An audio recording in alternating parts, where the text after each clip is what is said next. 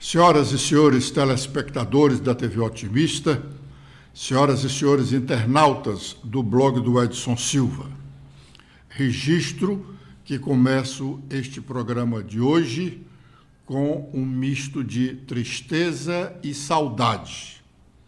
É que morreu ontem um colega de profissão muito querido, José Anderson Sandes, um profissional da melhor estipe, jornalista bem formado, sério e amigo de todos os colegas.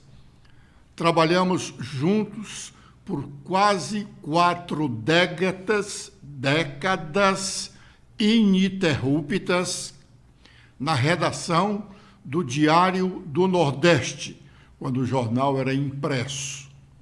Nós inauguramos o jornal e lá estivemos por 4 décadas, até ele sair do jornal para lecionar no curso de comunicação da Universidade Federal do Cariri, onde foi formar profissionais para que, como ele, venham a fazer um jornalismo de qualidade.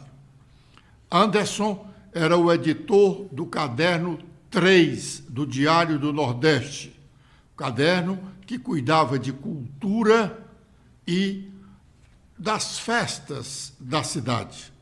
Era um caderno grande, bem movimentado. O jornalista José Anderson Sandes, com a sua mulher, Jane Lane, também jornalista de formação, mas artista plástica do melhor quilate cearense, formavam um casal que abrilhantavam a sociedade cultural do estado do Ceará. Anderson sofreu muito nos últimos meses. Ele passou mais de 2 meses em coma no Hospital São Camilo, em Fortaleza, sofrendo de questões ligadas ao pulmão. Ele saiu do coma, passou mais alguns dias no hospital e depois foi liberado para ir para casa, onde viveu os últimos dias sob o cuidado da mulher e dos filhos e com uma acompanhante cedida pela Unimed.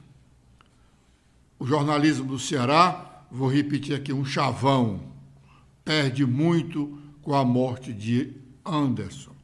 Mas esse chavão aqui é de coração, porque, na verdade, repito, ele era um jornalista bem formado, jornalista da primeira linha, jornalista que agia com seriedade e respeitava não apenas os colegas, mas todos os leitores. Nós vamos sentir muita falta do Anderson. Mas o que fazer, né? Bom, começamos a notar, a partir de agora, as consequências da delação premiada feita pelo coronel Mauro Cid no último fim de semana. Mauro Cid foi o principal ajudante de ordens do ex-presidente Jair Bolsonaro. Então, essa delação premiada, que foi homologada pelo ministro do Supremo Tribunal Federal, Alexandre de Moraes, traz uma preocupação muito grande para os aliados de Bolsonaro.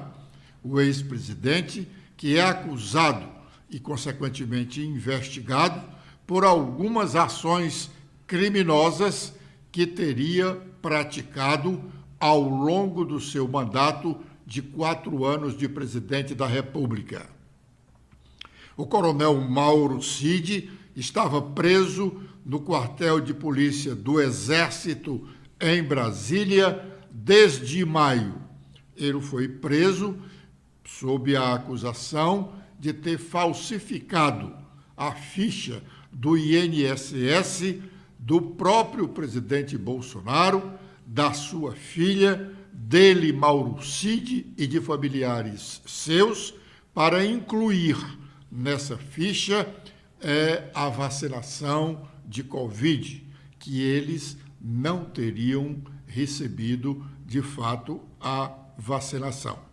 Bom, depois da prisão de Mauro Cid, vieram muitas outras complicações, como a questão das joias, que o ex-presidente Bolsonaro teria ganho nas missões oficiais que fez pelo mundo afora e estaria vendendo algumas dessas peças que são de propriedade da União, pois mesmo ganha pelo presidente de plantão, elas são propriedades da União, não é propriedade particular do presidente.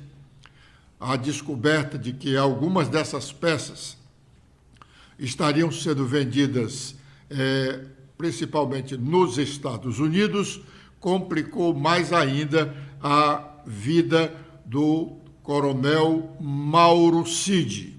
E há outros fatos que o implicam também em alguns outros crimes sérios estabelecidos pela Constituição brasileira, como trabalhar em favor de um golpe de Estado.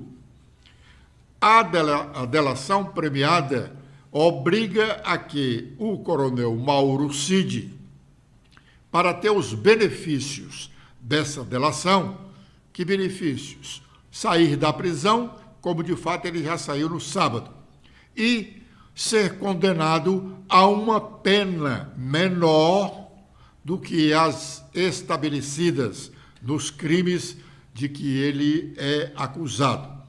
Mas, para que ele tenha esses benefícios, ele precisa dizer tudo o que sabe. Não basta dizer o que a Polícia Federal já apurou. O que ela já apurou, não tem mais o que se discutir. Ele precisa dizer para ter o benefício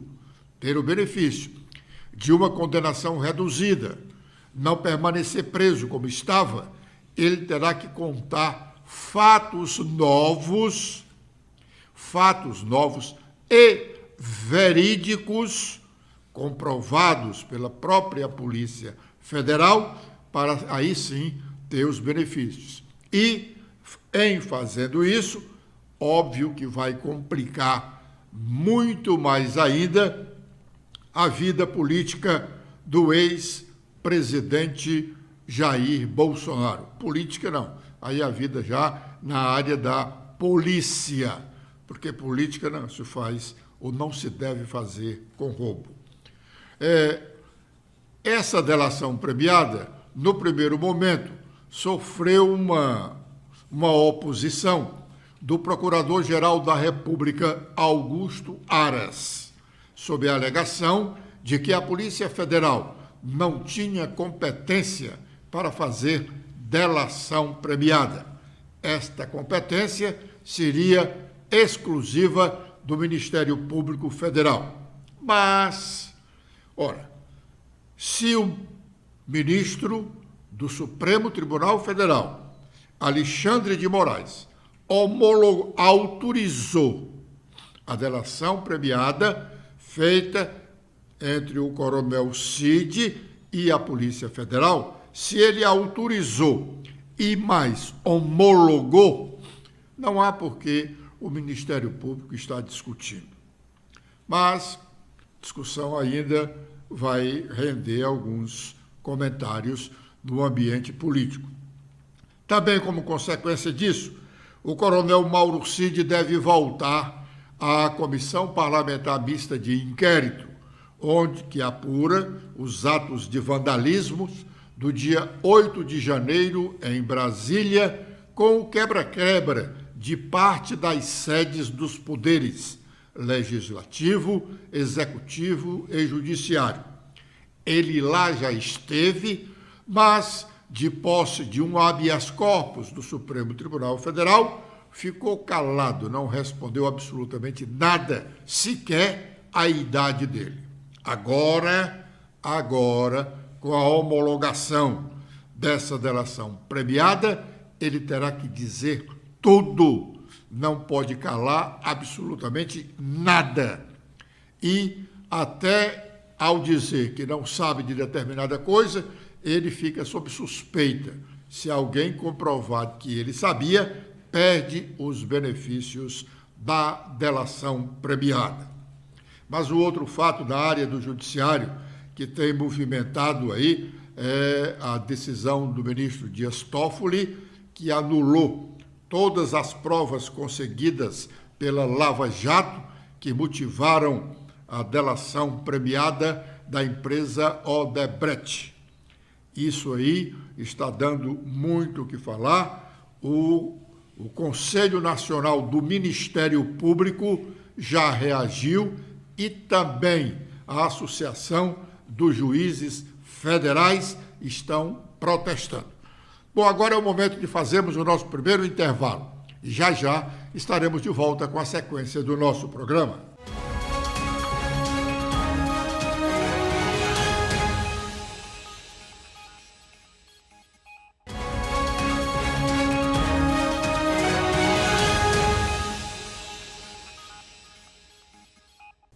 De volta com o nosso programa, agora com as nossas manchetes. Os destaques de hoje do nosso blog é que o acordo de delação de Mauro Cid, Lula diz que Bolsonaro está envolvido até os dentes. Ele disse: acho que ele está altamente comprometido. A cada dia vão aparecendo as coisas e a cada momento vamos tendo certeza de que havia a perspectiva de golpe e que o ex-presidente estava envolvido nela até os dentes. É isso que vai ficar claro, afirmou o presidente da República. Também temos que o presidente da CBF depõe na CPI, a Comissão Parlamentar de Inquérito do Futebol, na Câmara dos Deputados em Brasília. Presidido pelo deputado Júlio Arcoverde, do Progressistas do Piauí, e relatada pelo deputado Felipe Carreiras, do PSB de Pernambuco, a CPI da manipulação do futebol foi instalada no dia 17 de maio, a partir de investigações feitas pelo Ministério Público de Goiás, o MPGO, que levantaram suspeitas de manipulação no resultado de 4 jogos na Série B brasileira. Também temos sobre ônibus elétricos. Com empréstimo de 50 milhões de reais, o prefeito aqui de Fortaleza, José Sarto, envia à Câmara Municipal de Fortaleza projeto para transporte público. A mensagem enviada na quarta-feira passada, dia 6 de setembro, pede autorização de empréstimo no valor de 50 milhões para aquisição de veículos junto ao Banco Nacional de Desenvolvimento Econômico e Social, o BNDES, que possui um programa de financiamento exclusivo para iniciativas de energia limpa. E também temos que a proposta do Executivo regulamenta a compensação de 27 bilhões de reais no ICMS dos estados. O texto está em análise na Câmara Federal e formaliza acordo entre os governos federal e estadual homologado pelo STF, Supremo Tribunal Federal, em junho passado. E o deputado Sargento Reginaldo propõe título de cidadão cearense ao ex-deputado Capitão Wagner. Em justificativa, Reginaldo aponta a trajetória política de Wagner na última década e destaca cerca de 577 propostas legislativas apresentadas enquanto ele era deputado federal. Agora com os destaques nacionais, iniciando pelo Estadão, temos em principal manchete que o Brasil investe menos de 1/3 do que países desenvolvidos em educação básica. Esse é o ranking da OCDE. No ensino superior, o gasto por aluno é parecido com o destinado por nações da OCDE e especialistas falam em inversões de prioridades. A coluna de Eliane Catanhandê fala que Bolsonaro destruiu a carreira e o nome de Mauro Cid e agora está nas mãos dele. Agora com os destaques do Globo, o principal destaque é sobre a verba de 1,2 bilhão de reais que a Polícia Federal apura hoje suspeita de fraude na intervenção federal no Rio de Janeiro e Braga Neto tem sigilo quebrado.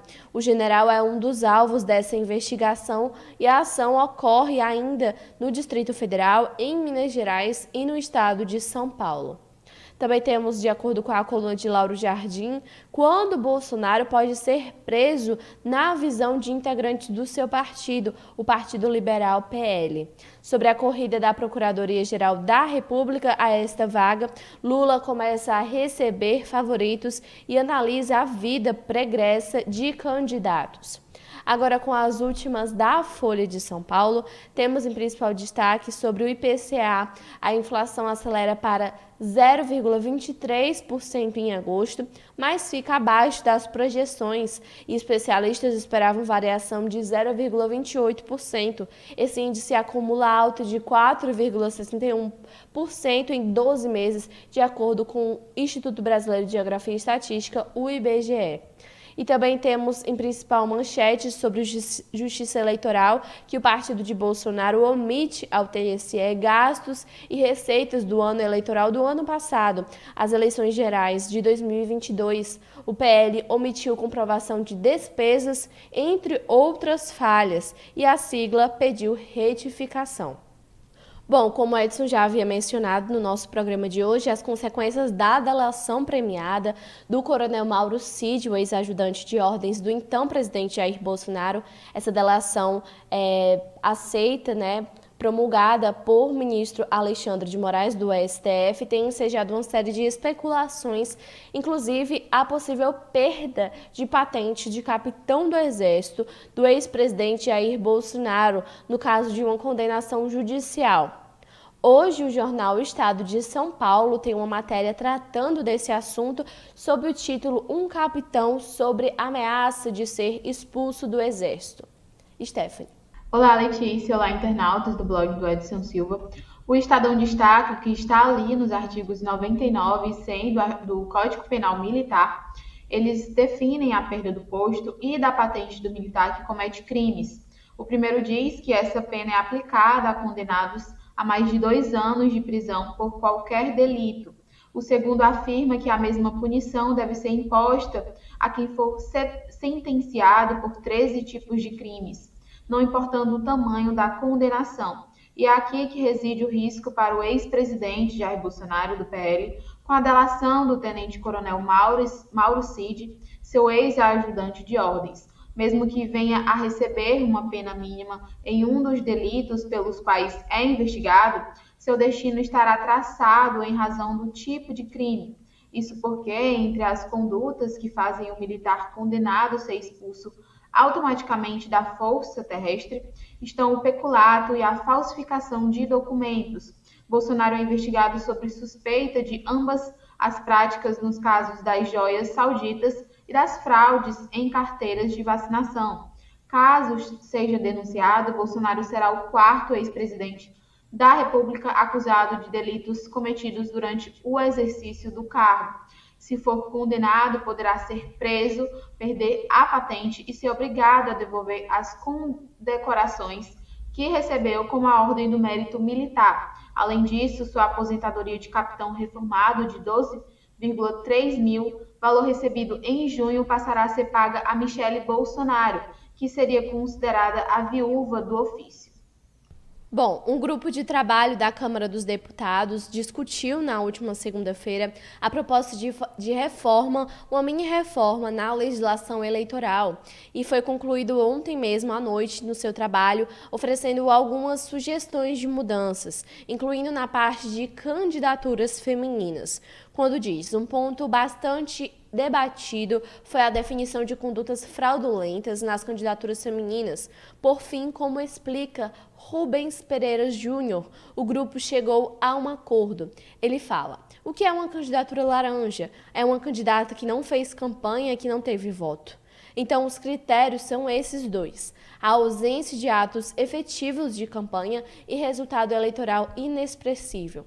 Rubens Pereira Júnior, deputado, que é o relator neste projeto, e vamos ouvir agora o que ele falou ao final desta reunião. O maior avanço dessa mini-reforma é ter tratado ela como pequena, consensual e de simplificação. O Congresso Nacional está dando um recado à sociedade dizendo: o nosso sistema eleitoral é bom, precisa de pequenos ajustes. As grandes mudanças já foram feitas, cabe agora tão somente aperfeiçoar. Quanto mais a gente procura a pauta consensual, maior é a certeza que nós temos de que será aprovada em tempo suficiente para que o Senado ainda se manifeste até o dia 6 de outubro, prazo fatal para apreciar essa matéria. Então, o maior recado que o Congresso dá é em defesa do nosso próprio modelo político-eleitoral. A gente tem a certeza de que a democracia se transforma, se solidifica ainda mais com pequenos passos. Não precisamos de grandes mudanças, precisamos de muitos pequenos ajustes. E esse foi o objetivo que nós nos debruçamos no grupo de trabalho. Esse é um dos temas mais polêmicos que a gente ainda não tem certeza se ele fica no código, porque nós especializamos o debate. A gente não está tratando de anistia, porque tem uma PEC específica para isso, que é a PEC 9, e nós não estamos tratando da pauta feminina, a grosso modo, porque tem a PEC das mulheres. Hoje, no texto, tem a previsão da gente tipificar na lei o que seria uma fraude à candidatura feminina. Nós queremos combater as candidaturas laranjas. Nós queremos, inclusive, responsabilizar os dirigentes partidários. A dúvida é, este assunto fica para a lei ou para a PEC? E essa resposta a gente não tem ainda. Eu apresentei uma sugestão de texto, mas o Colégio de Líderes vai decidir amanhã se esse tema entra na mini-reforma, se ele entra na PEC ou se ele entra direto no Código Eleitoral. Esse é o nosso desejo. O grupo de trabalho encerra na segunda, apresentado o projeto na terça, é aprovada a urgência na terça-feira e na quarta-feira o projeto está pronto para ser votado no plenário da Câmara dos Deputados. Dando certo essa nossa programação, sobrariam 3 semanas para o Senado apreciar. Levando em consideração matéria eleitoral, 3 semanas é um luxo perto do que nós vimos nas últimas votações de alterações eleitorais. Em regra, o Senado tem tido pouquíssimos dias, e isso é ruim para o debate, ruim para a democracia, por isso que foi instalado esse grupo de trabalho e tentamos fazer o máximo de debate possível. Obrigado. Agora vamos para o nosso último intervalo. Fique aí que daqui a pouco voltaremos com mais notícias sobre os assuntos de hoje.